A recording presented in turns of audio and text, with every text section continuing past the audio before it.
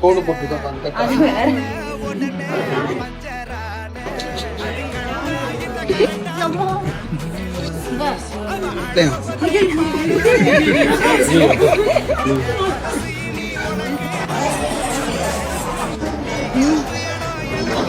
இல்ல நயன்தாராக்காக தான்.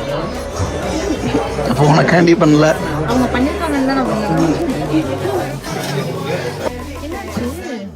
போடு போடு காதுதான் அவர் கையோட வந்துருச்சு. அப்புறம் எப்படி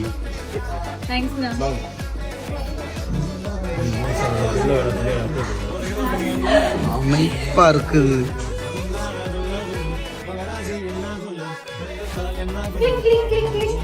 ஏய் ஜெகதீஷ் பாத்தியா என்ன போட்டிருக்கேன்? நயன்தாரா தாங்க என்னுடைய இன்ஸ்பிரேஷன். அவங்கள மாதிரியே நானும் காது குத்துறேன்னு இப்போ இவங்களும் அதே மாதிரி போயிட்டு குத்தி இருக்காங்க. இந்த வீடியோவை சோஷியல் மீடியால ஷேர் பண்ண இப்போ வைரலா போயிட்டு இருக்கு.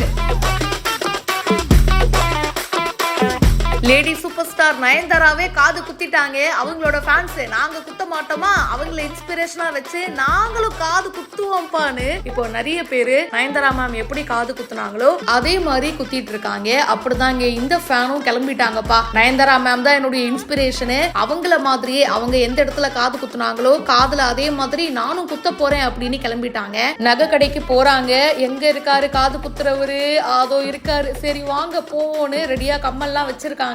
காது குத்தும் போது கண்டிப்பா வலிக்கதானே செய்யும், ஆடு கத்துறாங்க. அண்ட் அதுக்கப்புறமா அந்த ஃபைனல் லுக்க பார்க்கும்போது அவ்வளோ அழகா இருக்குங்க. அந்த கம்மல் வந்து இவங்களுக்கு ரொம்பவே சூப்பரா சூட் ஆயிருக்கு. செல்ஃப் பர்த்டே கிஃப்ட்டுங்க இது. என்னுடைய பர்த்டேக்கு நானே எனக்கு கொடுத்திருக்கிற ஒரு சூப்பரான கிஃப்ட். நயன்தாரா மேம் தான் என்னுடைய இன்ஸ்பிரேஷன், நான் ரொம்ப ஹாப்பியா இருக்கேன் அப்படின்னு ஷேர் பண்ணிருக்காங்க. பிங்கி பேனா அப்படின்றவங்க தான் இந்த வீடியோவை ஷேர் பண்ணிருக்காங்க. இதை பத்தி உங்களுடைய கருத்துக்களை மறக்காம கமெண்ட் பாக்ஸ்ல சொல்லுங்க. மேலும் பல இன்ட்ரெஸ்டிங்கான விஷயங்களுக்கு பிஹைண்ட் ரூட்ஸை இப்பவே ஃபாலோ பண்ணுங்க.